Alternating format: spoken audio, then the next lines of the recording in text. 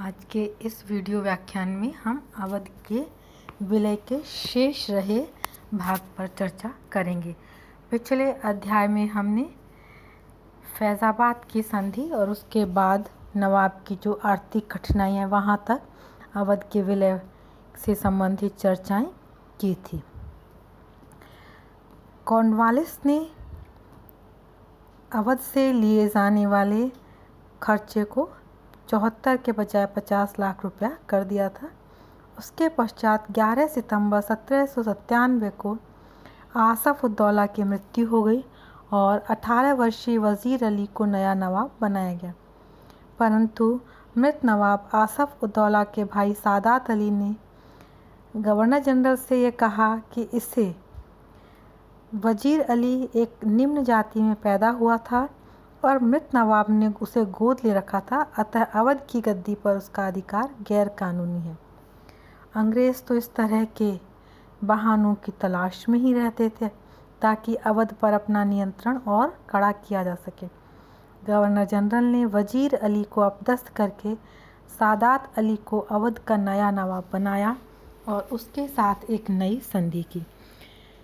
इस संधि के अनुसार अवध ने कंपनी सरकार को 76 लाख रुपया वार्षिक शुल्क देना स्वीकार किया तथा इलाहाबाद का किला ब्रिटिश सेना के अधिकार में दे दिया। इस तरह से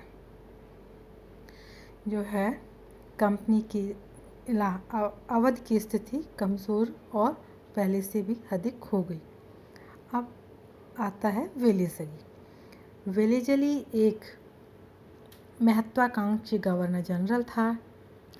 उसने भारत में अंग्रेजी साम्राज्य के विस्तार के लिए सहायक संधि का प्रारंभ किया था।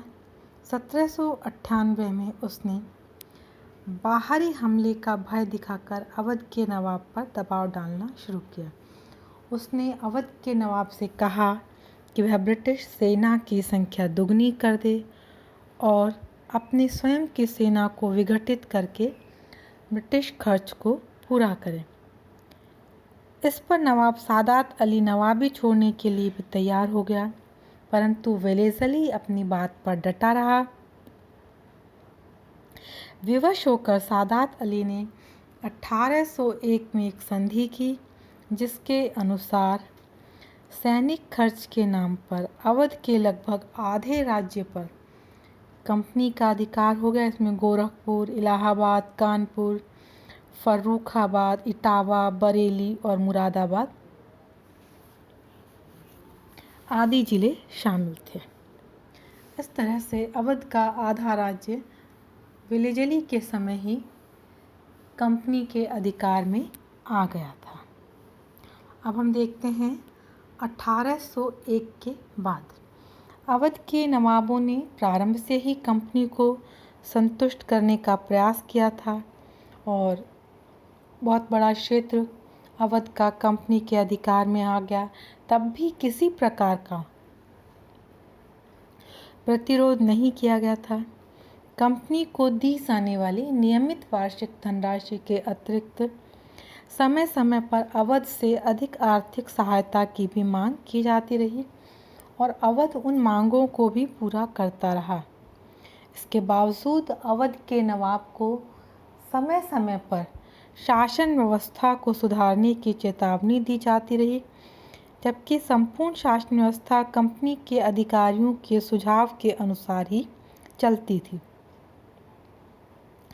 1837 ईस्वी में मोहम्मद अली अवध का नवाब बना।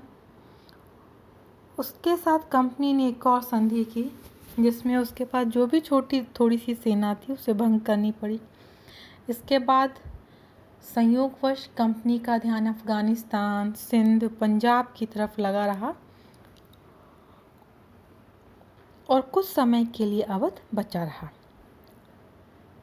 डलहौज़ी जब भारत आया, भारत आते ही उसका ध्यान अवध को हस्तगत करने की तरफ गया। वह भी एक साम्राज्यवादी गवर्नर जनरल था, क्योंकि अब कलकत्ता से लेके पंजाब यानी पूर्व से लेके पश्चिम तक अंग्रेज़ों का शासन स्थापित हो चुका था।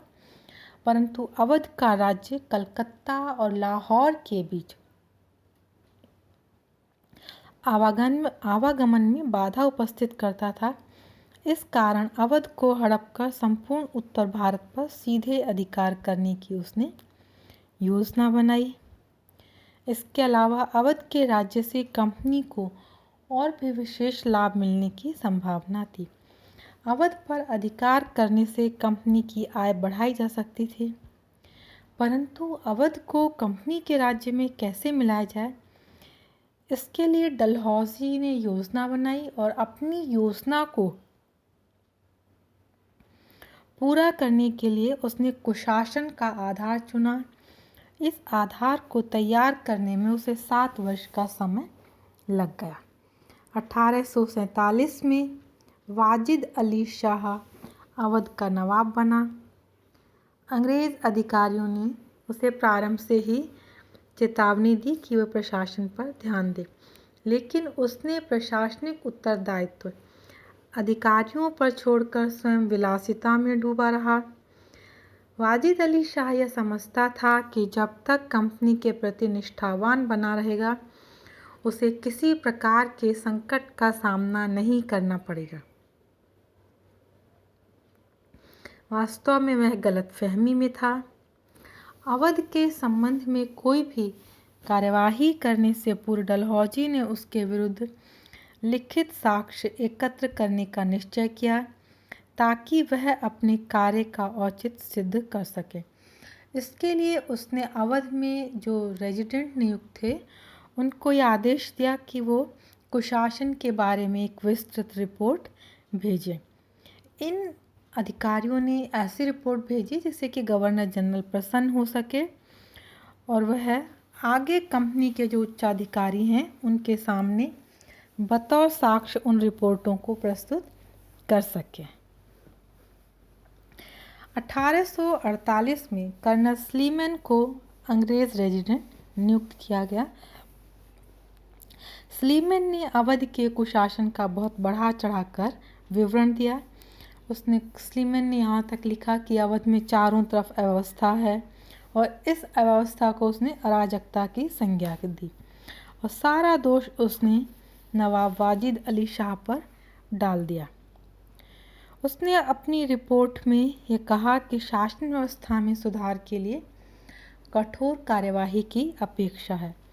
फिर भी कर्नल स्लीमैन अवध को ब्रिटिश साम्राज्य में मिलाए जाने के पक्ष में नहीं था, क्योंकि इससे ब्रिटिश प्रतिष्ठा को आघात पहुंच सकता है। स्लीमैन के इस रिपोर्ट से डलहौजी को अपनी योजना कार्यान्वित करने में थोड़ी मुश्किल लगी, इसलिए उसने थोड़े समय के लिए योजना स्थगित कर दी। लेकिन इसका अर्थ यह नहीं था कि उसने अपनी योजना में किसी प्रकार का परिवर्तन कर लिया। स्लीमैन की रिपोर्ट से जब उसका काम नहीं हुआ तो उसने 1854 में एक अन्य अधिकारी कर्नल आउटरम को नया रेजिडेंट नियुक्त किया। आउटरम ने अपने नियुक्ति के कुछ ही महीने बाद 1855 में अवध की शासन व्यवस्था के बारे में एक विस्तृत रिपोर्ट भेजी, जिसमें नवाब एवं उसके शासकीय अधिकारियों पर गंभीर आरोप लगाए गए तथा अवध के कुशासन को अतिशयोक्ति के साथ प्रस्तुत किया गया। इस रिपोर्ट से डलहौजी का काम बन गया। उसने रिपोर्ट के तथ्यों को तोड़ मरोड़ कर संचालक मंडल को रिपोर्ट भेज दी और उसे अवध में कार्यवाही करने की अनुमति मिल गई। डलहौजी अवध को हड़पना तो चाहता था, लेकिन प्रकट रूप में ऐसा नहीं करना चाहता था। उसके लिए उसने निर्णय लिया कि सबसे पहले 1801 की संधि, जो कि वेलेज़ली के समय में हुई थी, जिसका कि पहले हम जिक्र कर चुके हैं, उसे भंग कर दिया जाए। इस संधि में नवाब ने उचित ढंग से शासन करने का आश्वासन दिया था। उसके अनुसार विगत 50 वर्षों से इस संधि का पालन नहीं किया जा रहा था। अतः इस संधि को भंग कर वाजिद अली शाह को एक नई संधि करने का निश्चय किया। नई संधि के अनुसार अवध के नवाब से मांग की गई कि वह प्रशासन का सारा कार्य कंपनी को दे दे, उसे केवल औपचारिक अधिकार दिए गए। वास्तव में डलहौजी यह दिखाना चाहता था कि वह अवध को हड़पना नहीं चाहता, केवल वहाँ का प्रशासन कार्य अंग्रेज़ों के अधीन लाना चाहता है ताकि लोगों को स्वच्छ प्रशासन मिल सके, और यह कंपनी का दायित्व भी है। वाजिद अली शाह को संधि पसंद नहीं आई क्योंकि वह नाममात्र का नवाब बने रहने को तैयार नहीं था। फिर भी उसने निष्क्रिय विरोध के अलावा कोई कदम नहीं उठाया।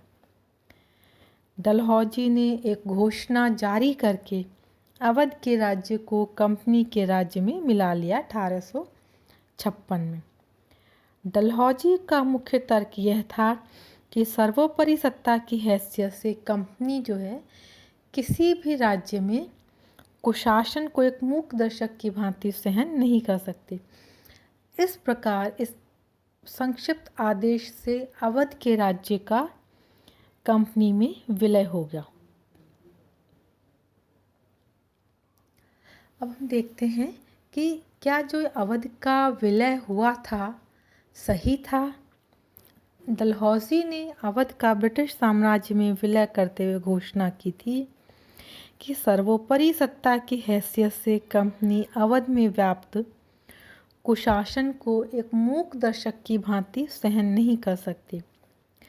डलहौजी के इस कथन में कोई सत्यता नहीं है, क्योंकि अवध का विलय करने के बाद भी कंपनी ने अवध के प्रशासन में सुधार करने का कोई प्रयास नहीं किया। सच्चाई यह है कि अवध का राज्य कलकत्ता और लाहौर के बीच आवागमन के मार्ग में स्थित था, अतः अवध को हड़पकर पूरे उत्तरी भारत पर कंपनी का एक छत्र राज्य, प्रत्यक्ष राज्य स्थापित करना चाहता था। अवध के राज्य से कंपनी को विशेष आर्थिक लाभ भी होने की आशा थी। अवध के अधिग्रहण का कोई कारण विद्यमान नहीं था। यदि हम इसे स्वीकार भी कर लें कि अवध की प्रजा नवाब के प्रशासन से असंतुष्ट थी, तो भी किसी विदेशी प्रशासन द्वारा शक्ति द्वारा प्रशासन ग्रहण करना नैतिक दृष्टि से उचित नहीं ठहराया जा सकता। यदि अवध की प्रजा नवाब के प्रशासन से असंतुष्ट होती तो वह 1857 के विप्लव में अंग्रेज़ों के विरुद्ध विद्रोह में सक्रिय भाग नहीं लेती। यह सही है कि अवध में कुशासन था, लेकिन इसके लिए नवाब नहीं वरन अंग्रेज़ उत्तरदायी थे, क्योंकि नवाब ने कई बार अवध के प्रशासन में सुधार करने का प्रयास किया, लेकिन अंग्रेज़ों ने उसे ऐसा नहीं करने दिया। अवध की तत्कालीन परिस्थितियों में अंग्रेज़ ही वास्तविक शासक थे और अवध के शासन में उस समय तक कोई सुधार संभव नहीं था जब तक कि अंग्रेज़ नवाब के साथ संधि सहयोग न करें। अंग्रेज़ अवध के शासन में सुधार के इच्छुक नहीं थे, वरन शासन की खराबी को अवध राज्य को अंग्रेज़ी राज्य में मिलाने का आधार बनाना चाहते थे। अतः स्पष्ट है कि अंग्रेज़ों द्वारा अवध का अधिग्रहण करने का कोई औचित्य नहीं था।